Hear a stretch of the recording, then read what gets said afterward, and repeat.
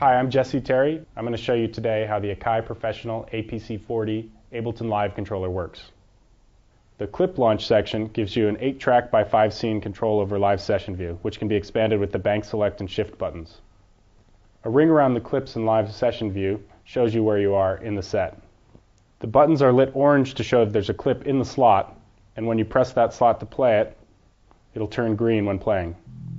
As live users know, these clips will come in launched quantized to the beat, and Live will time stretch the audio as needed. I can also stop clips with the clip stop buttons, or stop all clips. The scene launch buttons let me launch a whole row of clips at the same time. If I want to move to different parts of my session view, I can use the bank select and shift buttons. Pressing the bank select button moves sequentially down through the set, so I can launch new clips.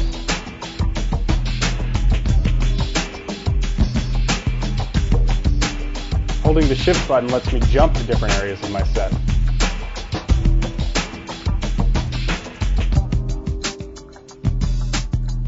Holding the shift button and hitting a bank select button will move me around up and down by banks of 5 scenes at a time.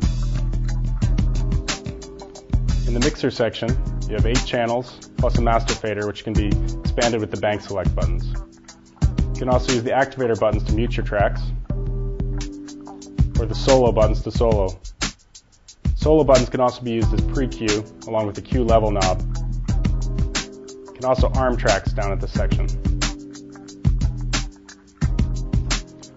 Up here in the track control section, you can control 8 channels with the pans and sends. These can be expanded with the bank select button. So I'm going to move the pan here on the drums. And I've got some reverbs and delays on my sends. You can use whichever of Live's devices or VSTs you want.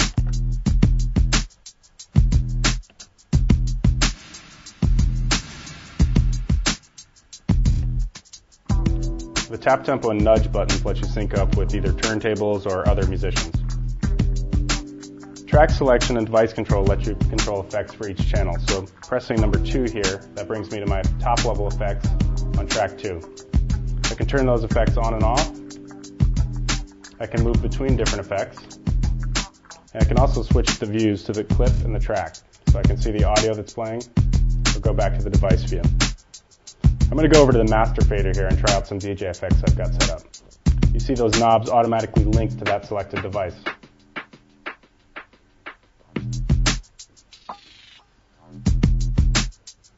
To give you even more control, when you hold down the shift button, you can move to 8 different banks of parameters. Detail view closes the detail view so that you can see more of your session when you're playing live. Record quantization and MIDI overdub are good for working in the studio, same with metronome. You've got your transport controls here and your global record, which lets you record every last bit of automation you record on your set. Down here we have a replaceable 60mm dual rail guided crossfader. In Live you can set any of your tracks to A or B channels, so you could move between, say, 2 different drum parts. APC40, the world's first dedicated Ableton performance controller, only from Akai Professional.